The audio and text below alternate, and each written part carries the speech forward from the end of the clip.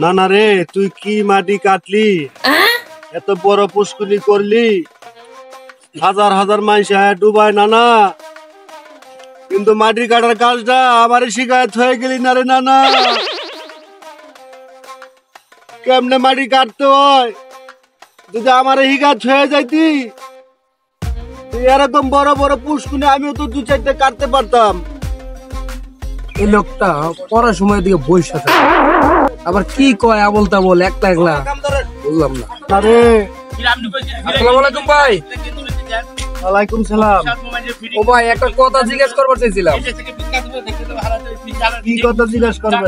ভাই আমি এই যে এই জায়গাতে সবসময় যাই আই, কিন্তু আপনারা সবসময় দেখি এই জায়গাটা বসে থাকেন আর একা একা কথা বলেন। কি কথা বলেন ভাই? আপনি আমার কথা শুনতে চান? ও ভাই শুনতে চাই। আমার কথা শুই না আপনি কিচ্ছু করতে পারবেন না, আপনি বিশ্বাস করবেন না, আপনি জানগা। কোন না ভাই, আমার জানার খুব শখ। না না, তাহলে শুনবেন আপনি? ও ভাই শুনতে চাই। তাহলে একটু কথা শুই না যান। আমার নানা আর নানি প্রতিদিন রাত্রেবেলা মাটি কাটতো, বুঝছেন? হ্যাঁ ভাই। আর খালি শব্দ পাইতাম মাটি কাটার। হ্যাঁ। আমি নানারে জিজ্ঞালাম যে নানা তুমি এই এত শব্দ করো, কি করো রাত্রেবেলা? নাতি রে, আমি হাতির দিলে একটা পুষ্কুনি কাটতাছি। ভালো কথা, বুঝছস? এখন আজকে হাঁটতে হাঁটতে আইসা দেখলাম যে আসলে তো একটা পুষ্কুনি কাটছে। তাই মনে করলাম কি এটাই হয়তো আমার নানাই কাটছে পুষ্কুনিটা। আমার নানাই যদি এই পুষ্কুনি মাটি কাটা আমার শিখাইতো, তাহলে এরকম আমি আরেকটা পুষ্কুনি কাটতে পারতাম না। ভাই আপনার কথা যুক্তি আছে ভাই। হ্যাঁ, এই কারণে আমি এনে পয়সা তাহলে চিন্তা করি যে নানাই কিনলে আমার মাটি কাটা শিকায়ত হয়ে গেল না, তাহলে তো আমি এরকম আরেকটা পুষ্কুনি দিতে পারতাম। এখন বিষয়টা হলো ভাই, এই কারণে আপনার নানা আপনার বইলা জানে। এখন আপনি কি করবেন? পয়সা পয়সা দেখেন আর কি করবেন। ঠিক আছে ভাই, আমি পয়সা দেখি, আপনি যান। আরে নানা রে, তুই কিল্লিগা মাটি কাটা শিখাইলি না আমারে নানা। নানা তুই তো গেলি আমার শিখায় গেলি না রে নানা। কত বড় বড় মাছও আছে পুষ্কুনিতে। এই না না, বুঝলাম না। তুমি দৈনিক ঝিল পাড়ে বইয়া থাকো, তোমার সমস্যাটা কি একটু কত আমারে? হ্যাঁ নাতি, তুই কি শুনতে চাস?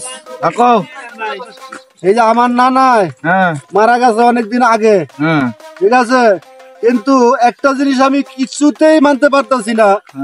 আমার নানা আর নানি ঘরের ভিতরে মনে হয় মাটি কাটে এরকম শব্দ হইতো। আমি সকালবেলা যখন নানারা জিগাইতাম যে নানা তুমি এই সারা রাত নানির লগে এই ঘরের ভিতরে কি করো, খালি শব্দ হয়। কয় আরে নাতি তুই বুঝোস নাই, আমি সারা রাত তোর নানি আর আমি মিলা এই পুষ্কুনি মাটি কাটি, বুঝছস? এখানে দেখলাম কি আসলে তো নানা যে সারা রাত মাটি কাটতো, এনে একটা বিশাল পুষ্কুনি হয়েছে। এই তুমি কি ব্যাক কল? তোমার নানা নানি মাটি কাটে ঘরে, এই ঘরে যদি কুয়া না হয় তাহলে কুয়া গিয়ে নইব। এটা কি, এটা তো ঝিল পার। এটা ঝিল পার তাইলে তাহলে তুই আমার আগে করবি না? আগে নেব না। তোমরা কি করে বুঝাই? হ্যাঁ, তোমার পাগলাই ওঠো। আমি আরো মনে করছি। আরে ওঠো তো, ওঠো।